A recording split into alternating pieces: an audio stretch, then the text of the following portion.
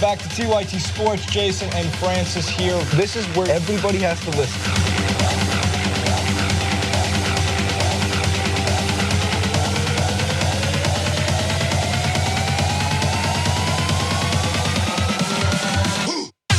Welcome to TYT Sports, everybody. I am your host, Francis Maxwell. Jason here. Welcome to TYT Sports. Turks and Jerks. TYT Sports. Steph Curry signed with Under Armour. Tom Brady's mad, by the way. Do you hear me? Back on TYT Sports! Actually, leave a link in the description box below instead of lying about leaving a link in the description box below. Editor, throw up another picture of the UK bacon. And another. And in fact, throw in another one. Let me see your belly. Beast mode.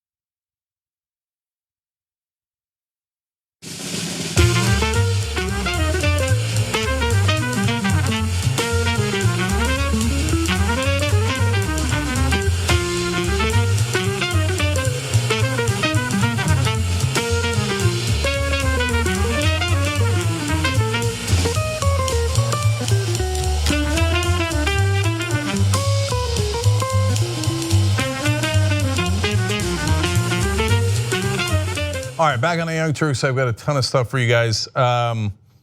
Breaking news, Susan Collins has come out against the Graham Cassidy bill. It appears that it is dead. So Rand Paul and John McCain were already against it, and Ted Cruz started to play politics. It doesn't matter what Ted Cruz thought. He's a slime ball. He probably would have voted for it in the end anyway. He's just trying to jockey for position. But Susan Collins, now that the CBO has scored the bill, has come out definitively saying she will not vote for it because millions of Americans will lose their health insurance because of the bill. So it appears one more time they put that zombie down. So thank God for that. Obviously, if things change, we'll keep you guys up to date, but that just happened. Whew. Okay, thanks God for that. Let me read some quick tweets for you guys. Abdullah Hussein writes in on YouTube Super Chat, and if you're on YouTube and you use Super Chat, we're more likely to read your comments and you help the show. Fell in love with TYT in 2007 and still going strong, he says. Thank you. Julian Mahoney then on Twitter says, I feel like the only redeeming factor for 2017 would be if the Young Turks won the Streamy for the best show online. Thank you, let's go for it. We just won best news show last night, but let's win for best show overall on the internet. We're still up for that award and you guys do the voting. So any tweet with hashtag TYT for Streamies. That's FOR and then of course STREAMYS, okay? So thank you, Julia. Dances with says, telling vets you prefer those who aren't captured. Why not just spit on them? Disrespect the vet, but not the flag? That's a great question. And the Mad Lib says, fired. If you didn't realize football players were now also investigating Trump's corruption and collusion with Russia. That's funny.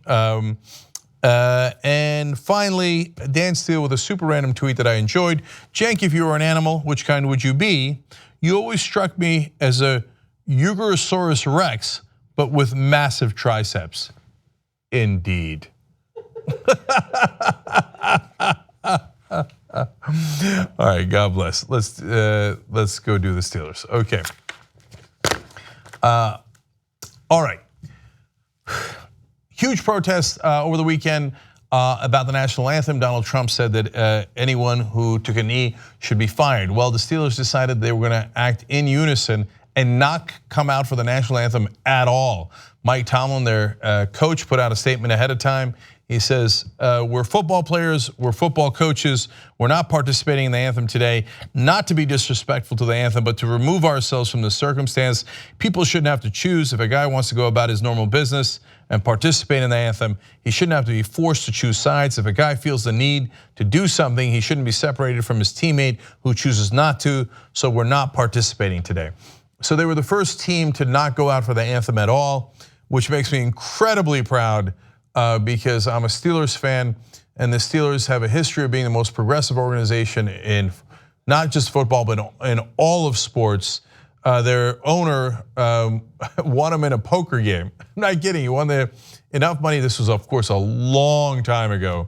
And he was always with his own players. And in fact, when the players went on strike, he drove the other owners crazy by going out on the picket line and bringing the players beers, and they drink together on the picket line. That was the owner of the Steelers. The Rooneys have a tremendous history of progressivism, and they're in fact, have a rule named the Rooney Rule in the NFL because they demanded that an African American at least be interviewed, not picked, but interviewed for the job of head coach. Anytime you're interviewing for a head coach in the NFL, that's called the Rooney Rule. And now again, they're leading the way here. Look, some saying it's a half measure, it's not good enough. I hear you, but look, let people express themselves in every way that they feel comfortable with. Because at the end of the day, yes, I completely agree with and have always supported Colin Kaepernick's taking a knee and a stand for racial justice, and pointing out that is a huge issue in this country and needs to be addressed, and using that platform for it. But I'm also in favor of expressing speech in any way that you think is right. So if we don't want people judging Kaepernick for it, certainly don't judge the Steelers. If you're on either side of this issue, I actually think it took great courage to be the first team to do that. Tennessee and Seattle later in the day also did not come out of the locker room. And of course, these protests spread throughout the NFL. But I want to point out one other guy from the Steelers who actually did come out. He was the only guy to come out, and he's a former Army Ranger. Let's show you what happened here. This is their left tackle, Alejandro Villanueva. And he served in the Army for all those years, and he came out and did the anthem anyway. Now, some folks are getting on him saying, well, he broke ranks with all of his other teammates and he ruined unity. No, but guys, it's also the argument that was used against Kaepernick in some ways. Let people express themselves however they feel comfortable. It's also his freedom of speech, so I don't mind him doing that. The issue has gotten great attention now, thanks to Kaepernick and thanks to Donald Trump, unwittingly so on his part. So bless his heart for doing that. Both Kaepernick and Villanova, I knew I should have tried it a second time. Anyway, and obviously he has unquestioned patriotism, and I think both do. One last thing, and then people said, oh yeah, but did you know that the Steelers were booed when they finally came out? It's true, let's watch.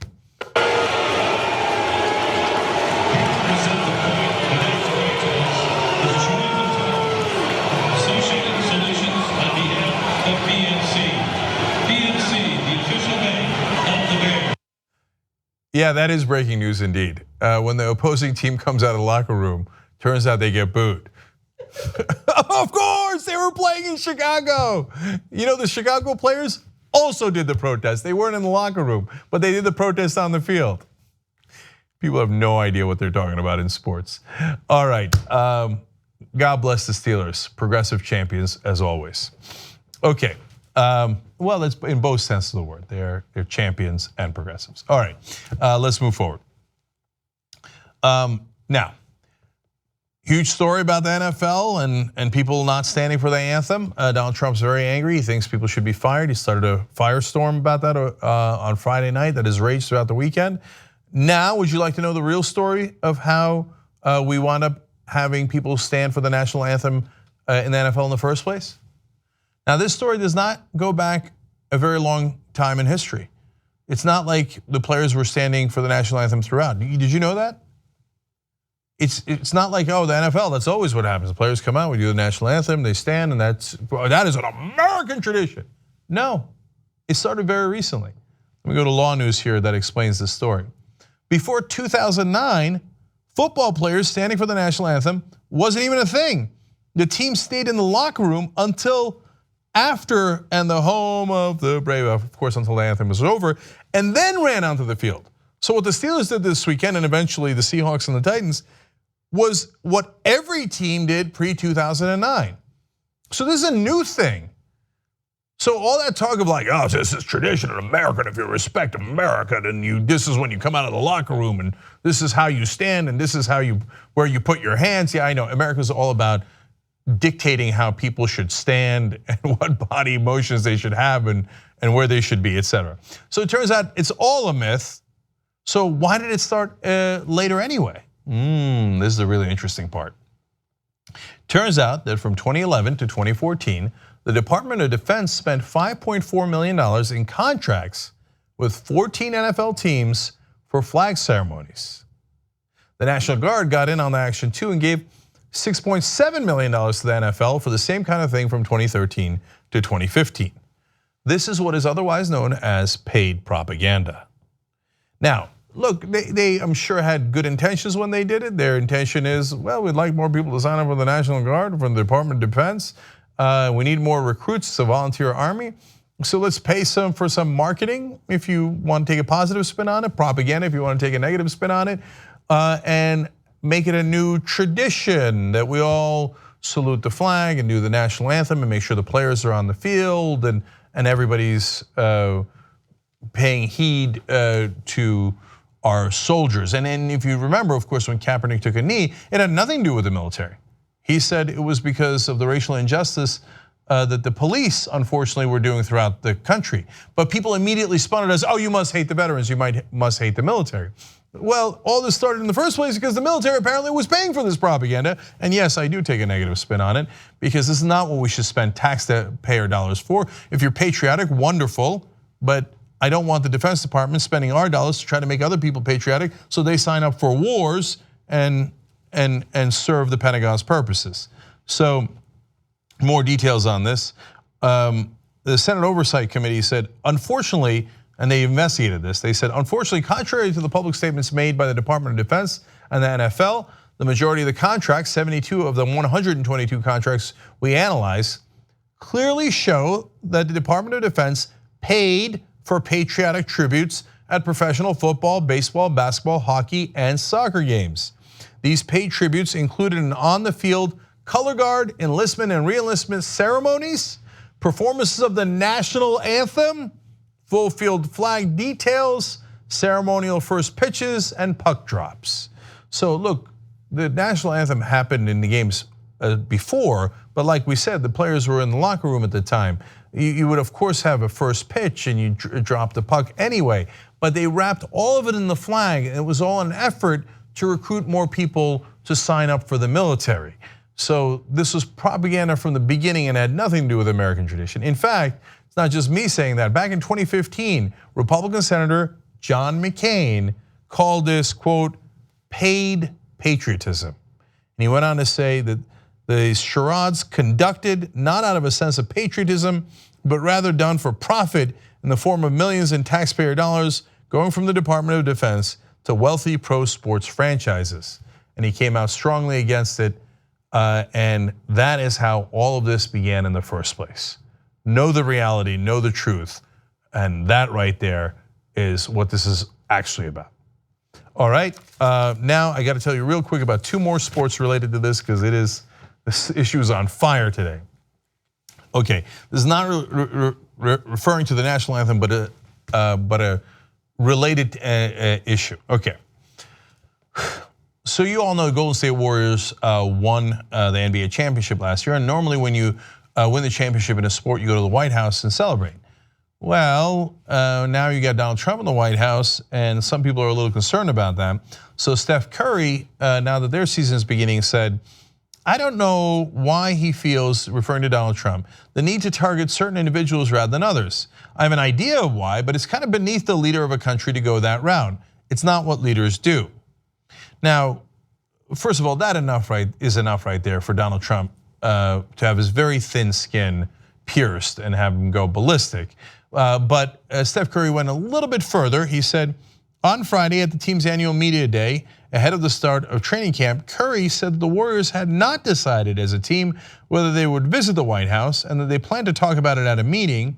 But Curry said that if it were up to him, he would not go. So that's what the New York Times was reporting. So now how do you think Donald Trump's going to react to that? Well, don't worry. He did tweet on it. It doesn't disappoint. He said, "Go to the White House is considered a great honor for a championship team. Steph Curry is hesitating, therefore invitation is withdrawn." World's biggest goofball. I didn't want you to come anyway. I'm going to take my ball and go home. I know that I keep calling him a third grader. I really feel like I'm beginning to insult third graders. This is what like a really bratty, snobby, annoying third grader does. Steve Kerr is the coach of the championship Warriors, and he said, "Oh, he was going to break up with us before we could break up with him." Okay. Then Bob Myers, who's the general manager for the Golden State Warriors, said, "We encourage our players to speak their minds." And he also went on to say, "We're not going to try to divide and separate this country. We're trying to bring everyone together and speak about love and togetherness and equality." So now Donald Trump's got the general managers of basketball teams against him, let alone of football teams, which are now almost all united against him. Then we go back to Steve Kerr for a devastating line. How about the irony? He says, "How about the irony of free speech is fine if you're a neo-Nazi chanting hate slogans, but free speech is not allowed to kneel in protest. No matter how many times a football player says, 'I honor our military, but I'm protesting police brutality and racial inequality,' it doesn't matter.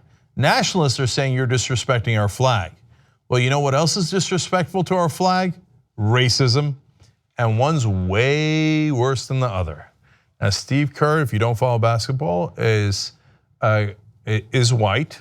He is the coach of the Warriors, and he has gone to the White House many times because he is a champion through and through. He was a champion as a player, he's a champion as a coach, and apparently a champion as a person, saying, "Look, I fight inequality wherever I see it as well." So the Warriors not going to the White House, and as usual, Trump has made things worse, and now not only has he turned almost the entire NFL against him, the NBA has begun to turn against him in unison as well. That brings us to King James.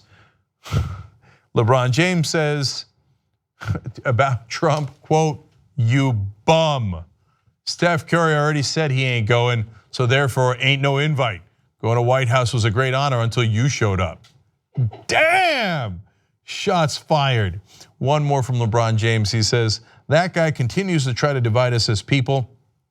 And like I said on one of my social media platforms a couple of days ago, the thing that kind of frustrated me and pissed me off is a little bit is the fact that he's used sports platform to try to divide us. We have to figure out a way how we can come together and be as great as we can be as a people, because the people run this country, not one individual, and damn sure not him." All right, so congratulations, Donald Trump. Now the NBA hates you too. Okay, now final sport is NASCAR, if you want to call it that. Oh, come on, I kid. Okay. Now, you know what Trump said about the NFL? He said, "Wouldn't you love to see any of these NFL owners, when somebody disrespects our flag, to say, 'Get that son of a bitch off the field right now. He's fired,' right?" Well, apparently owners in NASCAR were asked about this, and some of them decided to be very conservative, but hold, because there's lots of twists and turns in this story, which makes sense, lots of turns at NASCAR. All right, okay. So now we go to the Hill. Former NASCAR champion Richard Petty told the Associated Press that any member of his team would be fired if they chose to protest the national anthem. Petty now owns Richard Petty Motorsports. So he's joining Trump and saying, yes, if you do something I don't agree with politically and you speak your mind, I'll fire you. Now, he does have the right to do that because he's not the government. Trump pressuring people to do that as the government, as the leader of the government, unfortunately, is a First Amendment issue. Whether he takes action is a separate story. Trump. Petty can do this. I don't know if it's advisable, but he can. Petty said, quote, "Anybody that don't stand up for the anthem ought to be out of the country, period. What got them where they're at? The United States." And a couple other things, okay, and their parents and their community and their friends, and anyway, and their ability to drive a car apparently. So Petty's on one side, I got it. And by the way, he's got his right to his opinion too. If I don't want him to fire anybody over it, but if during the anthem he wanted to do jumping jacks and shout for joy and play, okay, have at it, Hoss. Okay, that's your right. Now we go to another owner, Richard Childress, a former driver who owns Richard Childress Racing, said any protest from his team members would get you a ride on a Greyhound bus. So second owner threatening to fire people over it. Trump must be happy, and he is. He tweets, "So proud of NASCAR and his supporters and fans. They won't put up with disrespecting our country or our flag. They said it loud and clear." Now hold, we're gonna get to that in a second. But first, I want to give credit to Dale Earnhardt Jr. Not everybody in NASCAR agrees. Earnhardt put out a great statement. He said all Americans are granted rights to peaceful protests. And then he quoted JFK saying, "Those who make peaceful revolution impossible will make violent revolution inevitable." Damn, look at Dale Earnhardt Jr. Okay, that's a wonderful ode, not to being progressive. I don't know what his personal politics are, but to this country, saying that's the whole point of America. That's why we got a national anthem in the first place, because we have the right and the freedom to do what we want during the national anthem. You missed the whole point of the country. So bless his heart on that. Then NASCAR had to put out a statement that basically splits the baby. And it was artfully done. Here, let me read it to you. They said, sports are a unifying influence in our society, bringing people of differing backgrounds and beliefs together. Our respect for the national anthem has always been a hallmark of our pre-race events. Thanks to the sacrifices of many, we live in a country of unparalleled freedoms and countless liberties, including the right to peacefully express one's opinion. So in other words, national anthem is awesome, respect the flag, respect the troops, but part of respecting it is respecting other people's right to speak out. You know what, I'll take it, I'll take it. They kind of played to both sides, but that's all right, God bless. They emphasize the right to speak out, so that's a good thing. But Jameel Hill, who's of course on ESPN and covers sports, she tweeted, now, I think that this might have been before the NASCAR statement, but she wrote, "But that Confederate flag is welcome anytime at NASCAR races. Hashtag the irony." So we did look around, and it turns out, oh yeah, the Confederate flag is often flown at NASCAR races. To be fair, so is the pirate flag.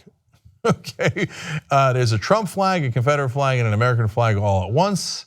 And then now these are pictures from 2015. And that's very relevant, and I'll tell you why. Because in 2015, NASCAR tried to do the right thing. So credit where credit is due, be fair and honest to everybody, okay? So you might not agree with some of the NASCAR owners. But in 2015, NASCAR said, please stop bringing Confederate flags to the races. It's not a good look. You know what their fans did? Screw off. They brought even more Confederate flags. And that effort, that was a well-intentioned effort by NASCAR, failed. But there's a twist to that. They said, if you want to, bring in your Confederate flag and we'll give you an American flag instead. Because I don't know if these folks remember that, but the Confederates did a revolution against America. So they rebelled against America, they committed treason against America. So NASCAR said, why don't we give you our flag instead? I mean, look at the irony of that. To salute a flag that not only did not respect America, our national anthem and our flag, but actually declared war against it. Nothing could be more disrespectful to the American flag than bringing and waving a Confederate flag. They went to war against us. They tried to rip this country apart. Luckily, they lost. And when NASCAR said, we'll give you an American flag instead, a lot of the fans said, no thank you, we'd rather keep the Confederate flag.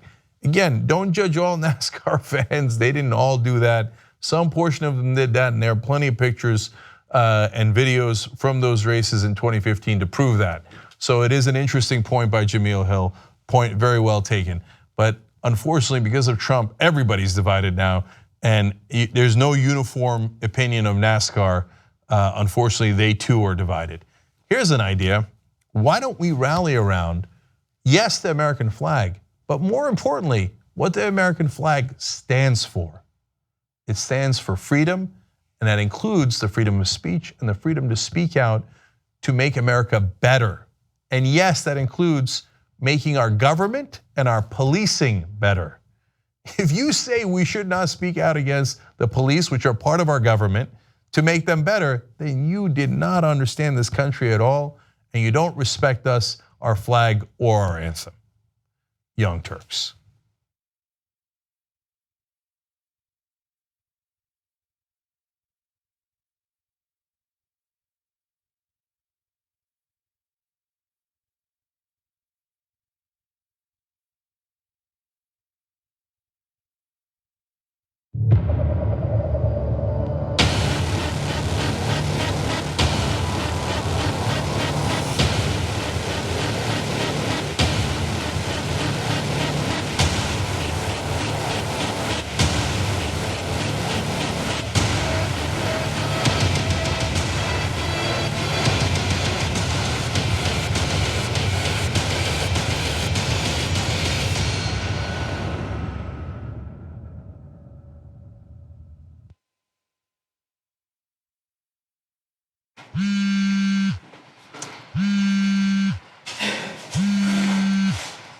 Hey, Jack. I have 5 minutes. Explain the Facebook. Go. Aaron Wysocki, the commander of the armies of the East. So for those who don't know, Aaron is actually Cenk's favorite employee. Aaron, what do you like better? Sarabies or Sarabies? Go. Aaron, I want to do a YouTube live clip, but not live. Go. Hi, Aaron, I'm confused. Is it Cenk Uygur or Cenk Uygur? Go. What I think a lot of people at TYT and certainly in the audience don't know is that without Aaron, none of this happened. Yeah, it's all because of me. So Aaron, what would you do to surface the Young Turks, as they say? Well, the first thing I did around that is we didn't have a video podcast back in those days. It was only an audio version, and I wanted a video. I wanted to watch it at work in video form, so I just created the video podcast. So this is the free version of the video podcast that still exists today. I created that from scratch. So I would take the YouTube clip and rip it illegally back then off of YouTube and just put it up on iTunes. What were the things you did to popularize the Young Turks and get? So one of the very early things that I liked was not necessarily the show, it was Cenk's blogs. I really enjoyed reading those blogs, and I wanted to share them as widely as possible. So at the time, there was a big wave of what they called social bookmarking back then. And so what it meant was like you pull links from, this is Reddit. What Reddit is today, it was much more popular back then, and there were many different websites. It wasn't until just a couple years ago when Cenk and I were traveling together, we would share a hotel room. Yeah. 2 grown men sharing a little hotel room. I was like, how much longer do we have to do this? This is You're gonna be in there terrible. much longer? No, seriously. I'm like, oh, geez, he's in the bathroom again. So I have to go downstairs and use the lobby bathroom. Like that kind of stuff. Like that's the kind of family that we had, right? I mean, but I think that was such a smart decision though, because you know what it did? You found people that were dedicated to the company, and in a startup in those early days, you need to find people like that. absolutely.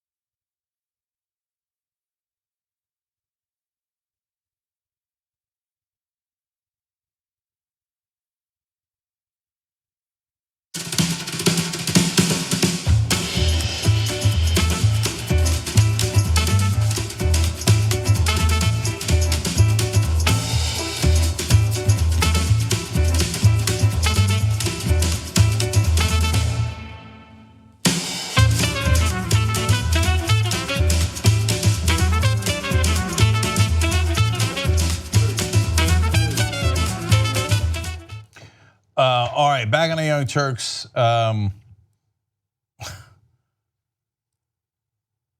Heisenberg, I think, misunderstood what I was saying, or maybe he's joking. I don't get it. Anyway, Anna's here, obviously. How you doing, Casper? I'm good. I'm good. Your dress is very red. I'm fucking living.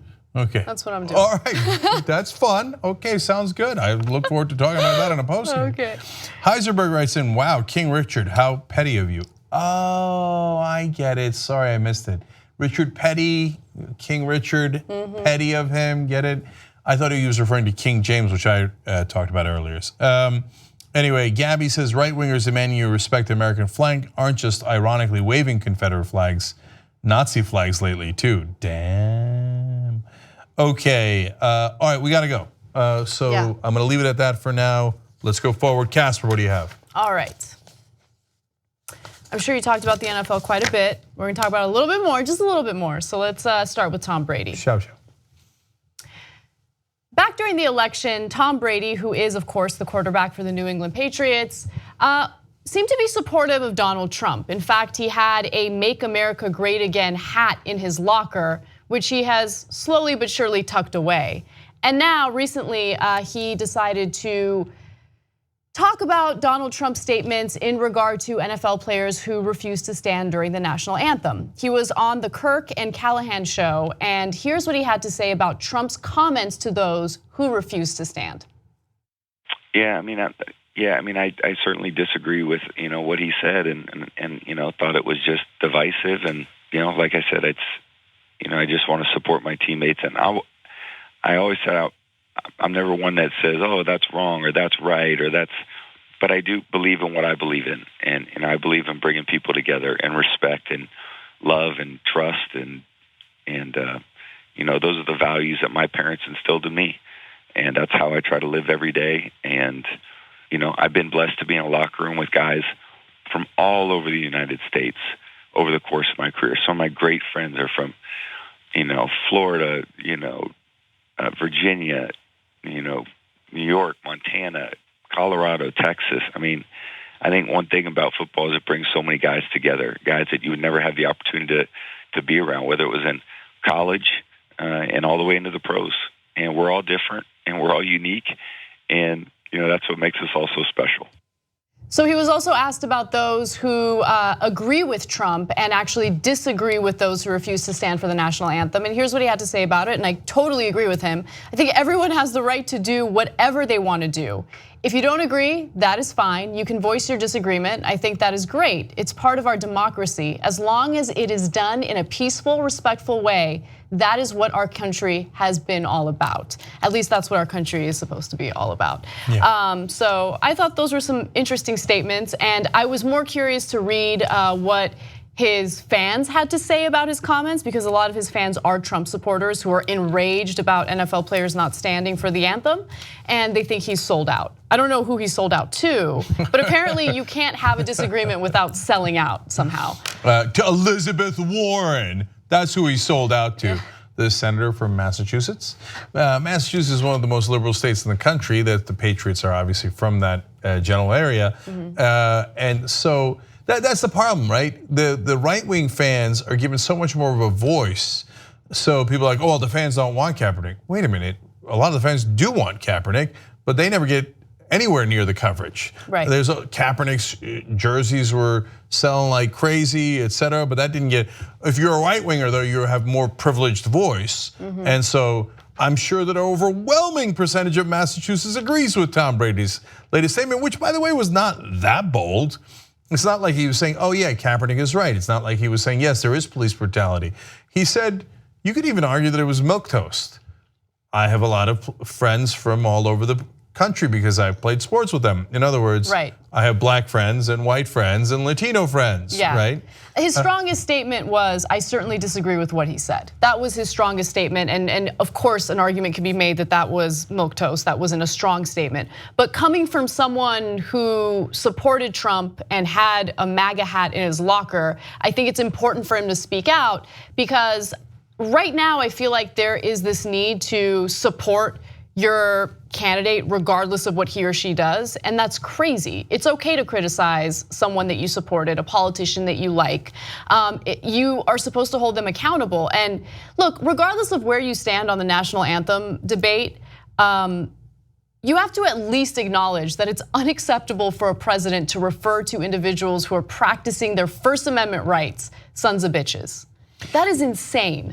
Now, look, I don't mind the vulgar language. It is a weird thing for the president to do it. And to me, the much worse part, and I think what begins to trigger actual First Amendment issues, is when the leader of the government says that somebody should be fired for what they said. Yes. And so when Brady says, I definitely disagree with what he said, it's not that bold a statement either, because he's saying, should his fellow players, some of his fellow players, be fired and be called sons of bitches for what they're doing?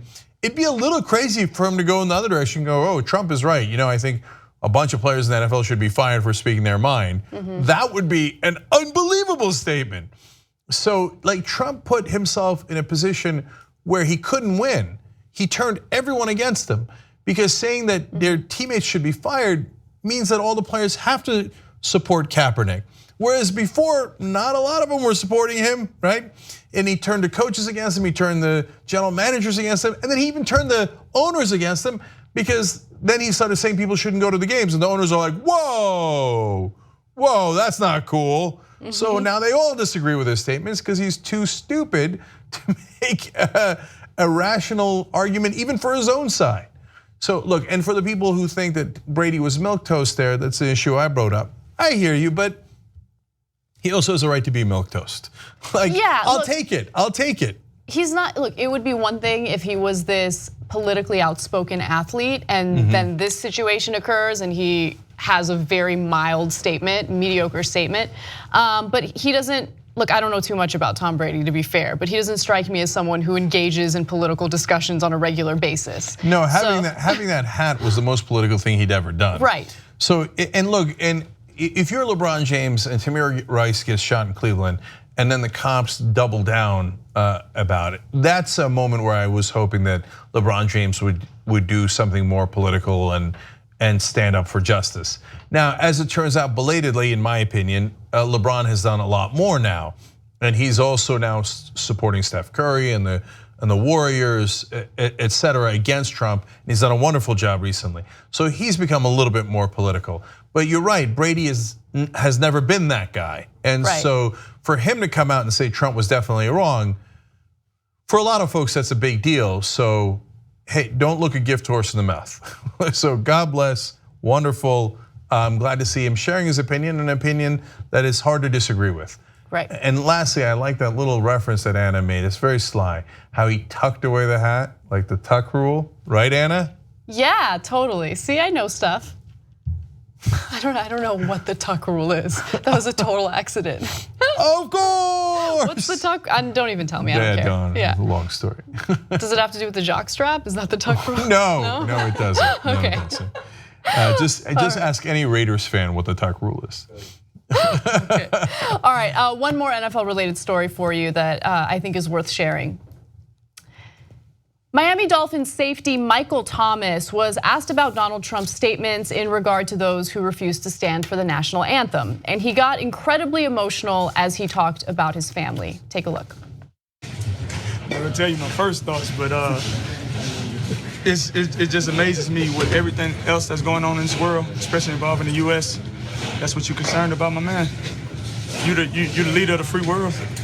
This what you talking about. So as a man, as a father, as an African American man, as somebody in the NFL, as one of those sons of bitches, like, yeah, I took it personally, but at the same time, like I said in my Twitter post, it's bigger than me, man. You know what I'm saying? Like, it's bigger than me. I got a daughter. She's gonna have to live in this world. You know what I'm saying? And I'm gonna do whatever I gotta do to make sure, she can look at my dad, look at her dad, and be like, "Hey, you did something. You tried to make a change." You feel me? That's right. Yeah. Like football questions? You're good. Wow. Yeah. So Michael Thomas was one of the guys who originally took a knee. He took a knee last year along with Kaepernick. So he's one of the leaders of this movement. And so that's why when Trump said those sons of bitches who wouldn't stand for a flag, in a sense, he was talking directly about Michael Thomas. I'm sure he doesn't know Michael Thomas. He probably heard about Kaepernick, but not about Thomas. But and it's a weird thing, the media. Like, they get obsessed with Kaepernick, and I get it. And we've talked a lot about Kaepernick, but then other people take a knee and they're like, okay, whatever. That's just this secondary story. So we're not going to talk about Michael Thomas or Bennett or all these other guys who did it. Anyway, so that's why they were asking him, because if Trump was talking about anybody that's in the league, he was talking about this guy. And he had, what he referred to earlier there was when he wrote on social media, this is bigger than us. Meaning, say that the idea of justice when it comes to police brutality and police violence against unarmed black men is an issue bigger than a football player. He's just trying to put a spotlight on it. And of course, because of Trump's overreaction, now this is spread like wildfire. We had the first baseball player take a knee just yesterday, I believe, last night. And now some of his white teammates said they're gonna take a knee, or at least one of them said they're gonna take a knee with him tonight. That's awesome. And it's spread to the owners, it's spread to everybody now. And God bless Michael Thomas for being one of the leaders in that. And of course, the most powerful part was when he was talking about his daughter. And if you didn't hear exactly what he was saying, because he broke up a little bit there, he said, what if she asked me, Daddy, what did you do when it mattered? And did you try to make a change? And he did. And that's a hell of a thing to be able to tell your kids, when it mattered, I stood up, or in this case, took a knee. Yeah, I think that, and by the way, this is speculation on my part. I have no idea what's going on in his head. But he kind of lost his composure when he started thinking about his family, when he started thinking about his daughter. And it made me realize something I've always known, but I think sometimes we forget about it. Everyone wants the same thing, regardless of what your ethnic background is, regardless of where you live in the country or what your political affiliation is. We all want a better world for our families. And the world that he sees is one where his peers are murdered in an unjustified way, without any weapons on them, without any wrongdoing. Or with some wrongdoing, but certainly nothing that warrants extrajudicial killings, right? And so he wants a better world for his kids, for his family. And I'm sure seeing the kind of stuff that you see in the news on a regular basis worries him just as much as it worries us.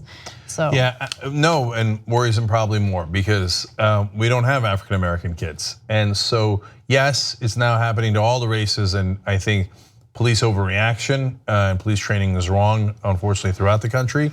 But if you see Tamir Rice being shot in 2 seconds flat when he was 12-year-old African American kid, and you got a 5-year-old daughter, as he said, and one day soon she'll be 12, and if nobody's gonna bother asking her anything, and they're just gonna pull up and shoot her, boy, you would be very, very concerned. So just for 1 second, think about if you were in their shoes, if you're not African American. And you see another story in Ohio, a guy in Walmart walking around with a toy gun from the Walmart because he was shopping. Cops come up, also shoot within 2 seconds. They don't ask questions, and boom, he goes down and he dies. And it's happened over and over again. And yes, the statistics bear out that it happens disproportionately to African Americans. So we've got to get better police training. We can't have them shooting at first sight. And now you see it happening to all the races, but more so to African Americans. And so if you're an African American like Michael Thomas, it might be a matter of life and death for you or for your kids to take a stand now. And so he did so bravely all the way back to last year, when it was a very unpopular thing to do, at least according to the press. And he took that chance, and now a lot of people have joined him, and that's what bravery is all about. All right, let's take a quick break. When we come back, an update on Free Speech Week at Berkeley. Ended up being pretty awesome. We have some video footage for you, and then other stuff that you will enjoy, so come back. Oh, you're gonna love the Fail Speech Week story. Okay, we'll come right back, we'll tell you all about it.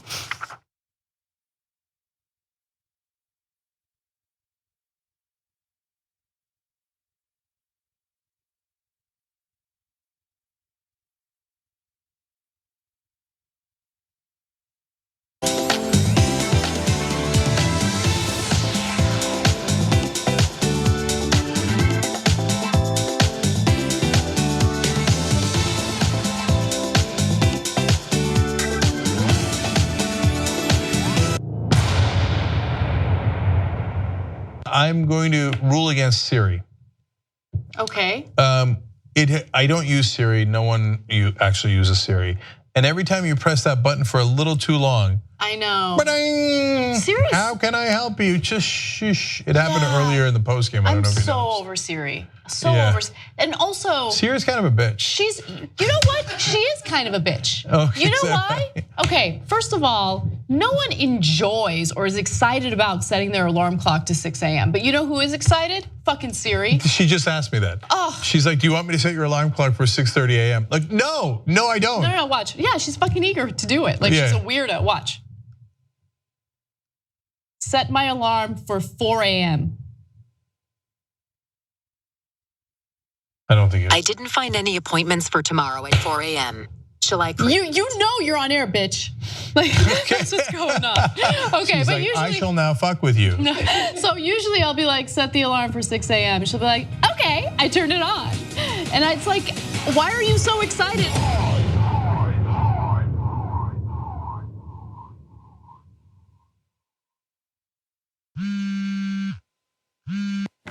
Hey, Cenk, what's up? Aaron, I want to do a YouTube live clip, but not live. Go. Robbie Canal, he calls his work urban beautification. I didn't go out to be a street artist or to make posters. I was just compelled to do it. I was mad enough it didn't matter. It was like a form of minor civil disobedience even. You know, like, fuck you. How about your higher crime? Power operates to self-replicate itself, to maintain the status quo so it stays in power. When you go to do something like this to express yourself in public about an issue you care about, make sure you pick a bigger weapon, and the weapon is knowledge. The one thing about street art, it's not like I put up my posters to change anybody's mind about anything. The difference between propaganda and the kind of art I do is propaganda is telling people what to think. The way the art works, where the art works, is between the time you see it and the time you figure it out for yourself. I'm an optimist. I might have made a lot of ugly paintings about a lot of ugly people, but it's out of love, not for them.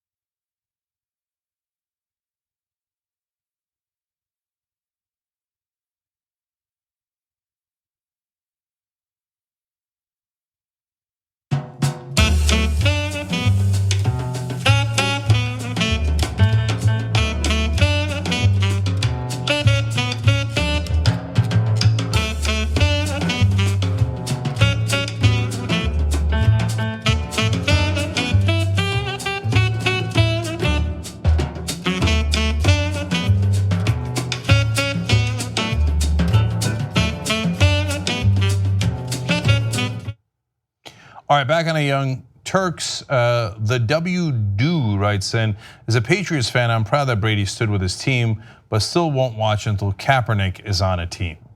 Wow. All right, well, bless your heart. I know Sean King, who's one of our contributors, has been doing that, trying to boycott the NFL until Kaepernick's back.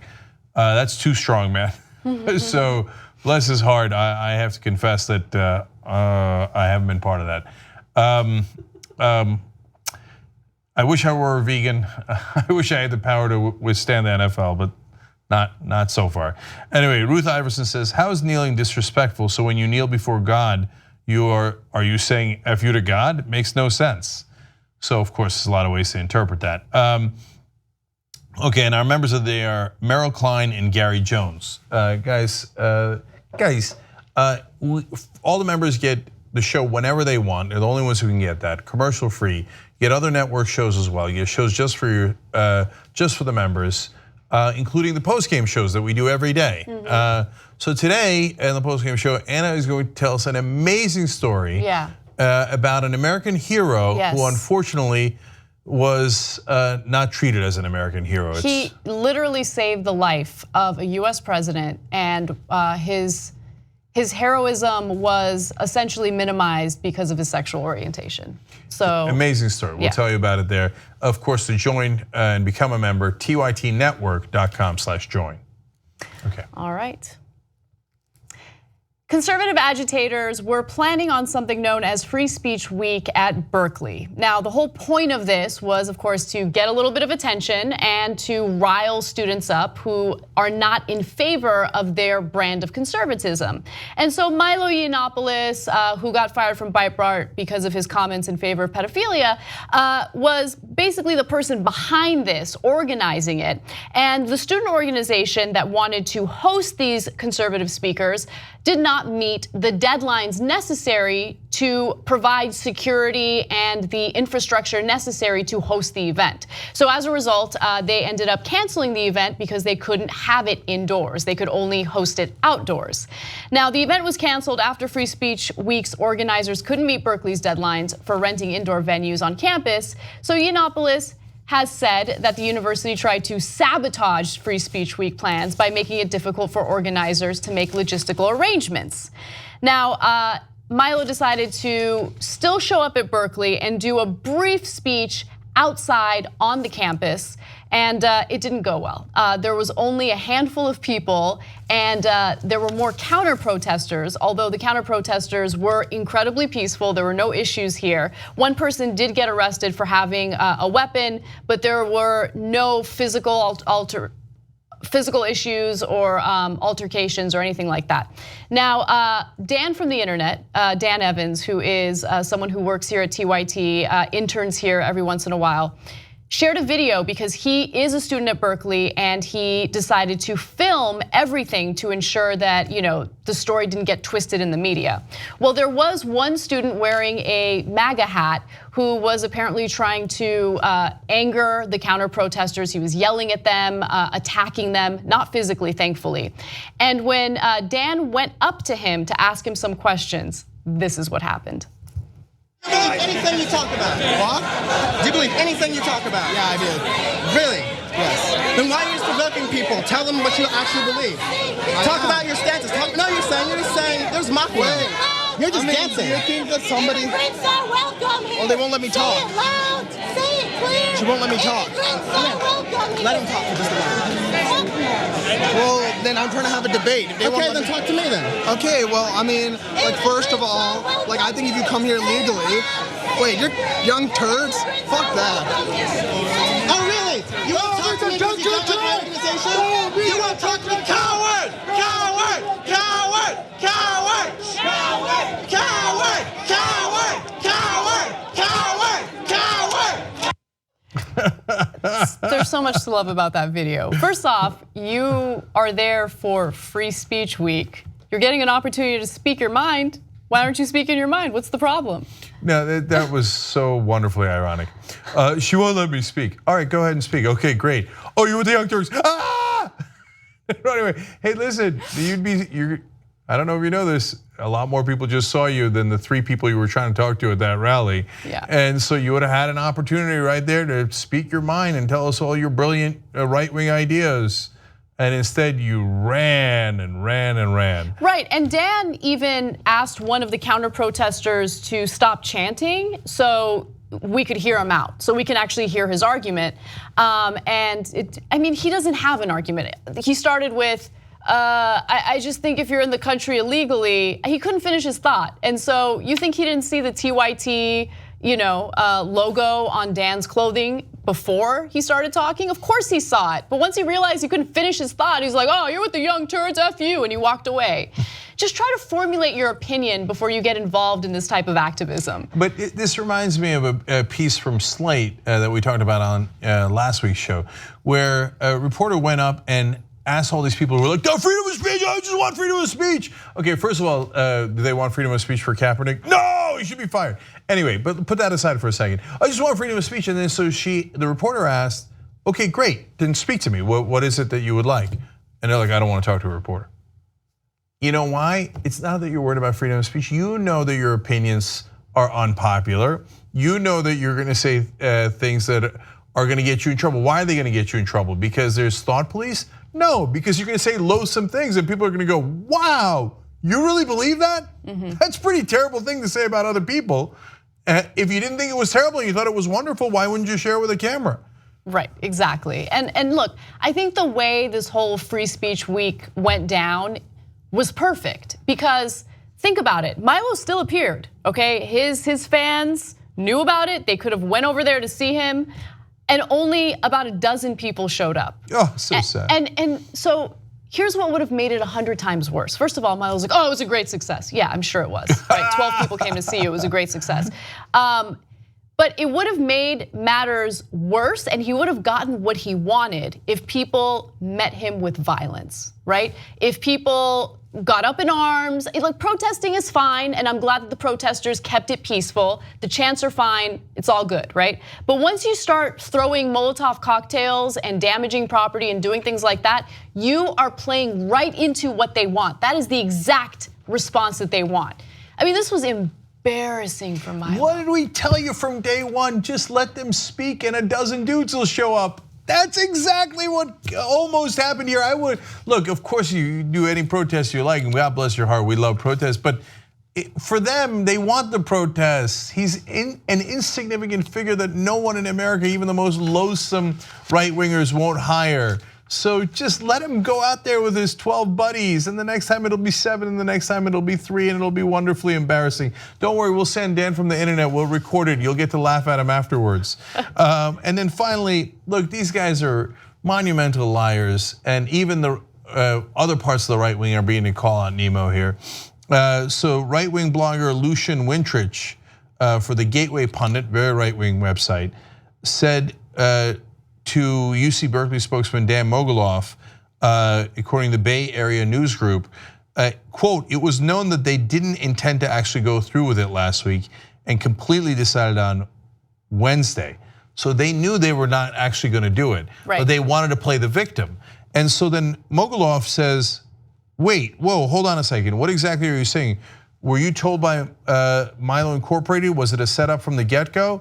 And Wintrich said, yes. It was, and so let me give you a little more inside baseball that I wanted to talk about on Friday. So Friday before the show aired, I read an email. I get press releases from all sorts of media outlets, right wing, left wing, doesn't matter. And one of them was from a right wing outlet indicating that they're gonna cancel Free Speech Week because they're worried about Antifa violence. Okay, so they were already, drawing this narrative about, oh, these violent lefties, and they're so offended by our speech that they're gonna meet us with violence. But that wasn't what was going on at all. As you just mentioned, they weren't planning on going through with it anyway. And even if they had planned on going through with it, Berkeley couldn't host them in the specific way that they wanted because they didn't meet the deadlines necessary to ensure that there was enough security and a police presence to ensure that everyone was safe. And by the way, Berkeley spends a ton of money to provide security for these events. Just to give you a few examples, UC Berkeley has incurred at least $1.4 million in security costs since February. That includes $600,000 for an appearance by conservative Firebrand and Coulter, whose event was also canceled. The university also spent an estimated $600,000 for a talk earlier this month by conservative Ben Shapiro, and there was a lot of fear that his appearance would be met with violence. Luckily, it went off without a hitch. There was no issue there, but that's the way that it should be. It's frustrating that the university has to spend that kind of money, especially when it comes to people who are purposely doing this to agitate people. But again, just don't meet them with violence. Don't deal with it. Just let them fail as badly as Milo did this past weekend. And so, by the way, if you're a university out there, don't worry. I'll take half of that, just $300,000, and you won't have any security issues. And just bring the Young Turks, and you know what'll happen? It'll actually be popular rather than unpopular. Yeah. Oh, it will. No, it will be popular. No, I was just thinking, by the way, just to be clear, the $600,000 is not, it's for security, it's not for speaking fees. But who knows what they were offered in terms of speaking fees? No, I know. Ben gets $20,000 a speech. Oh, really? Yeah, so that was reported when he was going to Berkeley earlier. Did he get $20,000 for the Berkeley speech? That's what I don't know about this particular one, but I read for an earlier Berkeley speech he was planning, they were giving him $20,000. Wow. Okay, so by the way, they rile up their own folks to get all riled up, like free speech, it's not really free speech, it's like literally paid speech. And so they get you all to do their publicity for them, and then did you guys get $20,000 if you're MAGA guys out there? No, but they did, right? Right. I'm just keeping it real. And people allowed to get paid for speeches. God bless their hearts. And okay? I'm a lot less concerned about Ben Shapiro getting 20 grand than someone like Milo getting 20 grand. You know, because at least Ben Shapiro, even though I don't agree with a lot of what he says, he seems to be genuine in his beliefs. Yeah. Yeah. Okay. So. Yeah, anyways, I'll leave it at that. All right, look, we got more for the online audience. We got a couple more stories for you guys, including what's going on in Puerto Rico. So we'll share that with you when we return on tytnetwork.com. And if you want to get the whole show, of course, you can always become a member, tytnetwork.com/join. So we'll see you in a sec.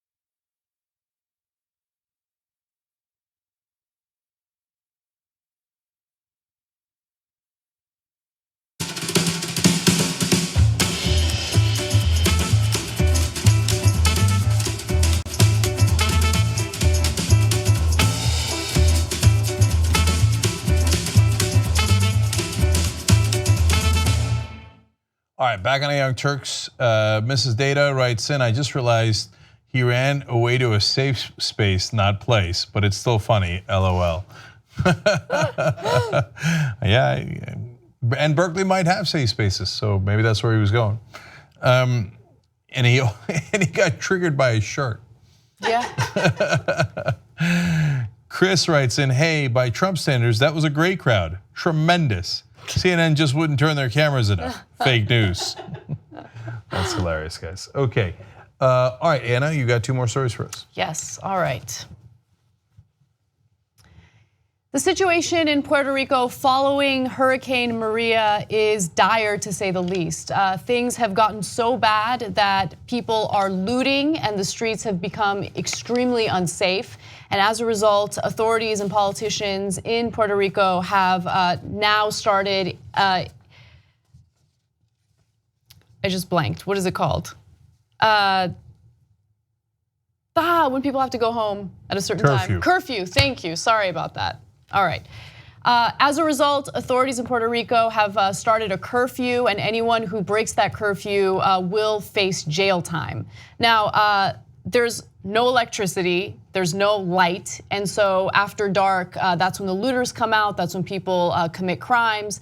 But many in Puerto Rico are saying that the authorities are going after those who are not following through with the curfew rather than those who are looting. One person who owns a gas station says that his store has been completely destroyed. It'll cost about $17,000 just for it to be up and running again. And another issue that I'm noticing is the response by the US government for those who are suffering from this storm in Puerto Rico has been much slower than the response that we saw in Texas and also in Florida. So if you take a look at these photos, it's just terrible. The flooding is extremely bad. And as I mentioned in earlier reporting, one of the dams was expected to fail. So as a result, about 80,000 people were evacuated from their homes. But yeah, it's just not good. So more amazing facts. 100% of the power grid was in ruins. Landline phones do not work at all, and the main TV stations had gone off the air. And they were expecting to be in a blackout for 4 days, because that's what the government warned it ahead of time. And on the 5th day, little had improved. Part of the reason that the governor then couldn't say anything is, one, the power's out, so nobody can get messages from the governor in the way that they are used to. Number 2, his communication was out. So he couldn't communicate with many parts of Puerto Rico. So this is, in a lot of ways, as bad as it gets. And instead, we all are, including myself, talking about the NFL and taking a knee, etc., throughout the weekend and today. And so, unlike Trump and the federal government, we actually care about Puerto Rico, so we're also covering this story. And we talked about it on Friday's show. It's a strange thing, the proximity. The closer you are to home, the more people care. So this is per capita, and for the folks in Puerto Rico, worse than what happened in Houston, worse than what happened in Florida, Harvey or Irma, but yet it's not on the mainland, and Puerto Rico is a US territory, but it's in a weird gray zone. Right. So cameras aren't really there. I mean, barely. We've got some pictures and video there. Is it wall-to-wall coverage? Come on, you know it's not wall-to-wall coverage. You know that the NFL issue that Trump brought up got 1,000 times more coverage. And so that's on all of us. That's on the media for going, Puerto Rico, even though they're in really, really bad shape now and can use the help. And then it's on also, look, there's some wonderful organizations that are working to get them help. But at the same time, all the people that are doing, giant drives to help the people of Houston and Florida, which is wonderful, by the way, they should also do it for Puerto Rico. And again, some of them are. And look into efforts to help Puerto Rico in any way you can. And we'll try to put some in the description box of this video.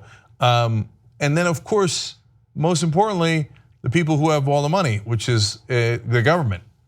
Yeah, there needs to be a better federal response to the devastation in Puerto Rico, and that just hasn't been the case. So let's quickly go to graphic 14 and hear from the governor. Ricardo Rosello says that he called on the Pentagon to provide more help. He said there were helicopters and planes nearby that they need to be allowed to use. He was quoted as saying, whatever relief package we have, whatever impact we have, we are US citizens, we shouldn't be the lesser for it.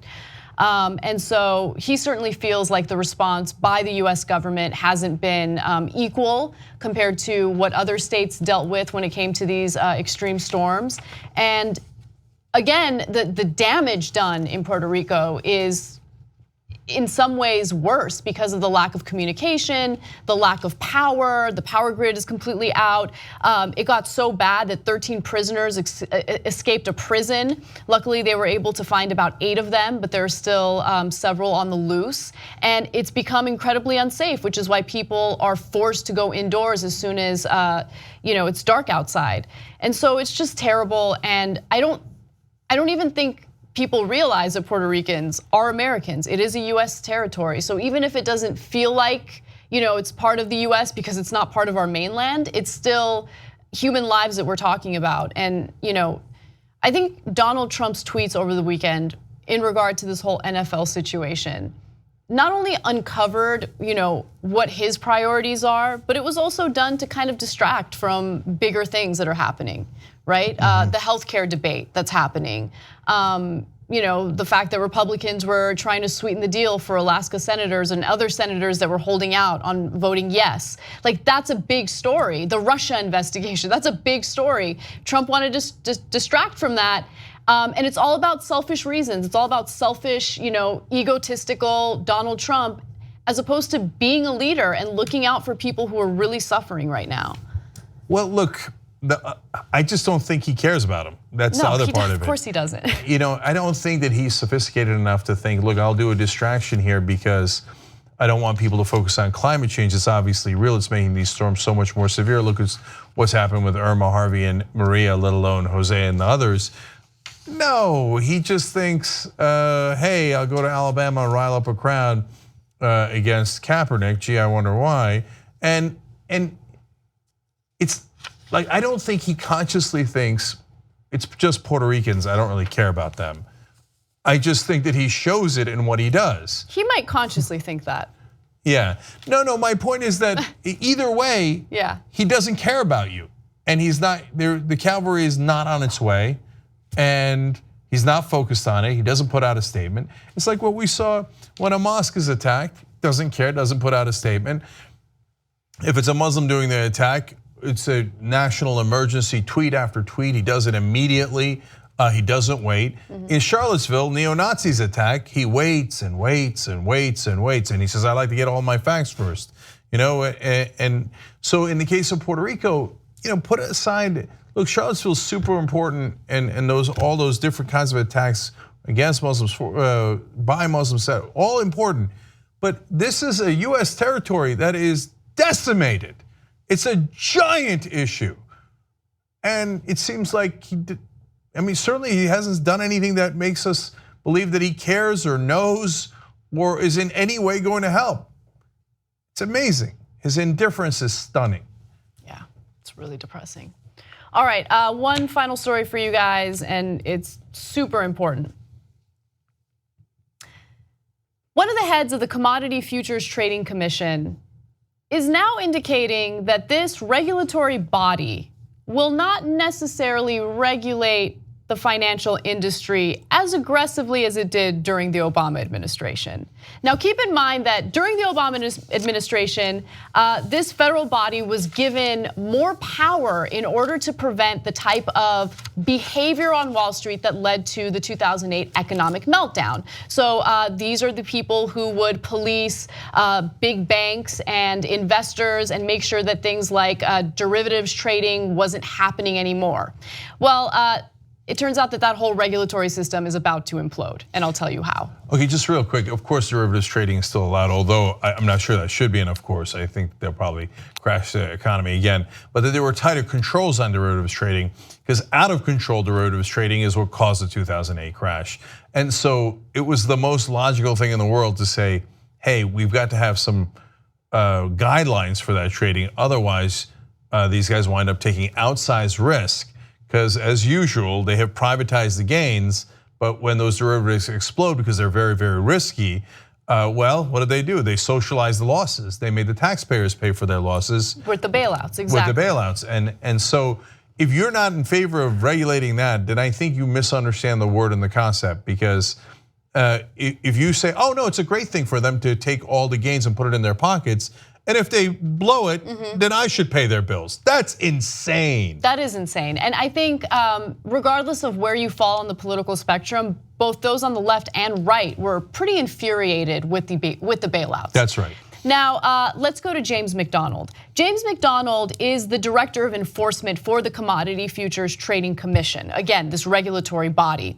And his argument isn't that we should deregulate. His argument is, well, we don't necessarily need to do the oversight because these companies and these banks can just, do their own oversight. They can self-police, right? Here's what he said. It will increasingly look, now this is according to the New York Times, it will increasingly look to banks and other financial institutions to come clean on their own about misconduct and problems in the market. So here's an actual quote from James McDonald, and this is based on a draft speech that the New York Times got their hands on. We start with the shared understanding that the vast majority of businesses want to comply with the law. No, they don't. No, they don't. The vast majority of businesses want to make sure that their bottom line is taken care of. And in this case, that is exactly what they'll do. He continues to say, we also recognize that no matter how much corporate leaders may want to foster compliance within the company, when they detect misconduct, their decision whether to voluntarily report it often comes down to their perception of whether they'll be treated fairly. So think about what he's saying there. He's essentially saying they can police themselves. And in order to ensure that they police themselves, we just need to make sure that the penalties for bad behavior is lessened, right? That's so insane. Okay, so let's break this down. Are all companies bad? No. Okay, of course not. They're amoral. They have no morality. It's not a human being. It's a legal fiction. So will executives wind up trying to maximize profit? Well, by law they must. That's their job, is to maximize profit. If you said, okay, well, will they sometimes go beyond the current rules to maximize profit? Well, we have an enormous history of them doing that.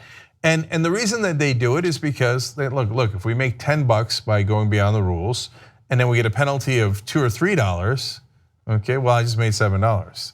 So I've maximized profit. Now, it's all about the incentives and disincentives and the laws and what is allowed and not allowed, what is punished and not punished, what has consequences and doesn't. So this is about people who are breaking the law. Because if you're not breaking the law, then it doesn't apply to you anyway. This is so, and the guy says, oh, we have a shared understanding with the corporations. Oh, I'm sure you do, with these financial corporations. And so, since we're talking about the robbers here, specifically the people who are breaking the law, can you imagine if they put out an equal statement, almost the same exact words, but about other types of robbers? If they said, no, for people robbing banks, we have a shared understanding with them. If they turn themselves in, we will cut their penalties by 3/4. So I'm sure that they'll want to turn themselves in. It's absurd. It's absurd, and it essentially paves the road for, even if they don't turn themselves in, which they won't, it creates this standard or this idea that, if they get caught, well, the penalties won't be that bad. And so, the number that you just laid out is exactly what he had proposed in his speech, and then he just kind of erased it because he realized that maybe it won't play well to the public. McDonald said in the draft speech and in an interview that the agency expected to reduce penalties by roughly 75% for those that fully cooperate. In rare instances, he said, cases could be dropped altogether. So if you go to the bank, I mean, if you go to the cops and you go, oh, I just robbed a bank. Well, in some cases they'll say, oh my God, well that's so nice of you to turn yourself in. You're just free to go. Oh, I just stole that guy's car, but you know what? I went for a joyride, which by the way is also a crime. And then, but I brought it back and I decided to turn myself in. Oh, take a load off, man, that's all right, go back home, it's okay. I just murdered someone, but that's okay, I turned myself in. Yeah. Oh, free to go. They would never apply it to any other crime. But when it comes to financial crimes, which by the way costs us more than any mugging, times 1,000, times 1,000,000, literally. So oftentimes times 1 billion. Okay, if you do a mugging in the street, you're gonna go to prison for a long time.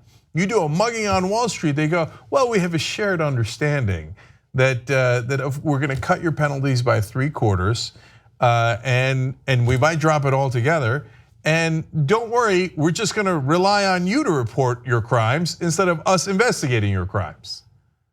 Why don't you just say, there's no more law, there's no more rule of law? Yeah, lawlessness. It's lawlessness for people working in the Trump administration is completely fine when it comes to the financial industry. But you know, if you want to kneel during the national anthem because you're outraged over a 12-year-old who got shot within 2 seconds because he was playing with a toy gun at a park, well then you're a bad guy and you should be completely demonized in the media. But I mean, these are the people who rob us, and this is a regulatory body that's, by the way, paid through our tax dollars that's supposed to protect us from this, predatory behavior by the big banks. And by the way, you wanna make the argument that, oh, these big banks, they wanna do right by us, they wanna follow the law. I mean, the Wells Fargo story just happened. I know it feels like it's been an eternity because there's been so much news, but remember, Wells Fargo was opening accounts under people's names without even letting them know. These are their clients, their customers. We don't just trust people to follow the law, we have cops so that they will follow the law. And when it's cops on the street, Trump administration goes, yeah, great, fantastic. When it's cops on Wall Street, they go, no, self-reporting. So let's break that down further. First of all, this is actually a bipartisan problem. Yes, Obama was better in regards to increasing enforcement at this particular commission, but his attorney general said that some of these bankers were too big to jail. He didn't use those words, but he literally said in open testimony in Congress that prosecuting some of the bankers could cause economic problems that would be worldwide, and so that it was too risky to prosecute bankers. You're giving them a get out of jail free card. So Obama did that. Who's the one who deregulated this particular Commodity Futures Trading Commission in the first place? Bill Clinton. And he said, oh, they don't need that much regulation on derivatives. No one has ever been more wrong. It turns out, no, they needed a lot of regulation on derivatives. And since you took away the regulations, they went nuts, took too much risk. Because guys, if you're at a casino and somebody says, here is someone else's $100, you take as much risk as you like and you'll get to keep all the winnings. You won't do a 1-to-1 bet, you'll probably do a 1-to-100 bet, because even if you only have 1% chance of winning, you could win so much money, and if you lose it, it's not your money. Yeah. You have no downside, the taxpayers are gonna bail you out. And they knew this, and so Clinton was wrong, Obama was wrong. Now Trump has, of course, put it on steroids. Just to give you some numbers, because he has put it on steroids. Deregulation is something that he's been promising Wall Street. So monetary penalties imposed by 3 main entities that police Wall Street: the Commodity Futures Trading Commission, the Securities and Exchange Commission, and the Financial Industry Regulatory Authority, were down sharply in the first half of 2017 compared with similar stretches in previous years. The cops are off of Wall Street. There's no rule of law. And you know what you're gonna have? You're gonna have chaos, anarchy, wild risk taking, because it makes sense. It's logical to take wild risk taking if it's not your money, and you're going to make more money the more risk you take. So they just are letting them run roughshod, and it is going to have disastrous consequences, I guarantee it. More. They say, well, part of the problem as to why we can't do enforcement here is because they are chronically and acutely under-resourced. That's a quote. Well, then why don't we fix that? Could you imagine, we're not gonna catch murderers and rapists anymore. Why not? Because the cops are chronically and acutely under-resourced. So maybe we should give them more resources. No, let's give them less resources. Right. And let the murder and rape happen because, well, there's nothing we can do. No, there's something you can do. You're just choosing not to do it. By the way, the person who said that was employed under the Obama administration. And so you're right, it is a bipartisan issue. It's just that with Republicans, this issue is on steroids. The deregulation, the lack of oversight is increased and much more noticeable. And they're just completely honest about it. I mean, think about the fact that McDonald in this case felt comfortable initially saying in that draft speech and in interviews that they planned on cutting penalties for these banks by 75%. Another thing that was in his draft speech that he took out because they realized, oops, New York Times has got this story probably, and we're gonna catch a lot of heat for it, is he talked about a partnership with the banks who were in violation of the law. Could you imagine? Well, the cops have done a partnership with the bank robbers. It's crazy. But they have, in this case they have. So let me tell you about both these guys, because James McDonald's the commission's director of enforcement, laugh along with me. And then there's Giancarlo, who is the actual chairman appointed by Trump. And he is what they called, the New York Times called a free market devotee who is respected on both sides of the political aisle. Of course he is, because both sides of the political aisle get paid off by Wall Street in the form of campaign donations and independent expenditures. So he's very well respected. What does free market devotee mean? It could mean something positive if they actually stuck with the meaning. Now it means no laws, no rules, do whatever you want. We're going libertarian, we're going Somalia. There's no rules anymore, there's no government. Just do whatever the hell you want. And both sides are like, great idea. And Trump is like, no enforcement. No, whatever little that Obama was doing, we're gonna cut that, as Anna read to you earlier. So let's talk about whether James McDonald is fundamentally dishonest or an incredibly stupid person. Okay, let's keep it real here. Because as I'll explain to you here, that I believe those are your only two choices here. Because he says, look, companies from time to time can make mistakes. This is another quote from him, or have a few bad actors. You really misunderstand corporations that much? Again, they're not evil. Okay, that's preposterous. They're not humans, but they are built to make money. So when you think or you misunderstand and think, oh golly gee, every time they break the law and wind up making a lot more money, that was just an honest mistake, or it was just a few bad actors, not actual incentives and disincentives of the system, you are either a grade A moron, and maybe they put you in that position because it's a country of 330 million people, and they're like, can we find someone stupid enough to actually believe that? They're like, hey look, there's James McDonald, and there's Giancarlo. Let's put them in a position. Oh, golly gee, nobody wants to make money in corporations, but just a few bad people would like to make more money, and we let them by having no laws or rules. Oh, golly gee, okay? Or, you know, you're not that stupid.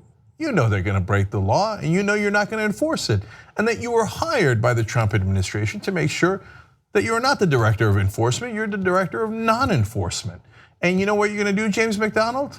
I pretty much guarantee it. After the Trump administration, you're gonna go work as a lawyer for one of those banks. And you're gonna make a ton of money. And then you're gonna say, golly gee, how did that happen?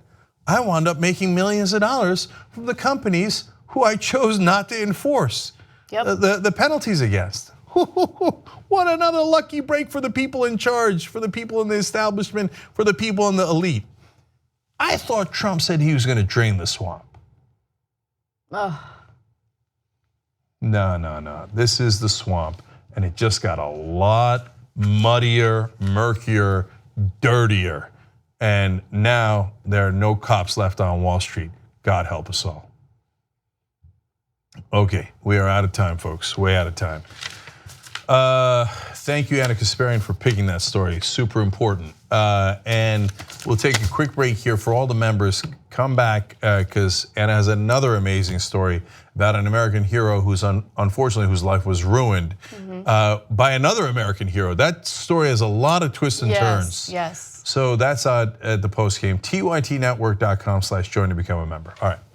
Bye-bye.